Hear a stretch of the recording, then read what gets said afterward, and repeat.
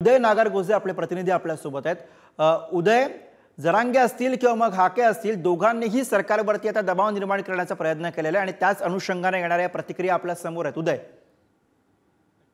मनोज जरांगे पाटील आज बीड दौऱ्यावर आहेत। त्यांनी यावेळी लक्ष्मण हाके यांचं जे आंदोलन सुरू आहे ते सरकारने प्रेरित केलेलं आहे। सरकार या आंदोलनाच्या मागून कुठेतरी दंगल घडवण्याचा प्रयत्न करत आहे, परंतु सरकारचा हा हेतू आपण साध्य होऊ देणार नाही असं मनोज जरांगे पाटील यांनी म्हटलंय। दुसरीकडे हाके यांनी आता ज्या 54 लाख नोंदी आहेत त्या देखील रद्द करण्याची मागणी केली आहे। या मागणीवर मनोज जरांगे पाटील यांनी सरळ सरळ इशारा दिलाय सरकारला, जर आमच्या या 54 लाख नोंदी रद्द झाल्या तर मी सरकारच बुडवणार असल्याचं देखील म्हटलंय त्यांनी।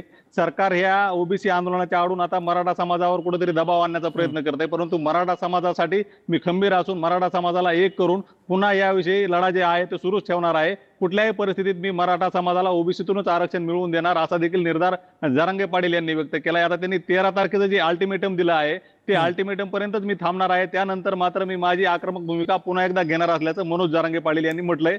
आता यावर सरकार ओबीसी आणि मराठा आरक्षणाचा तोडगा कसं काढतं हे देखील पाहणं महत्त्वाचं ठरणार आहे। मनोज जरांगे पाटील यांनी तर सरकार मराठा आणि ओबीसी अशा दोन्ही समाजाला खेळवत असल्याचा देखील आरोप केलाय।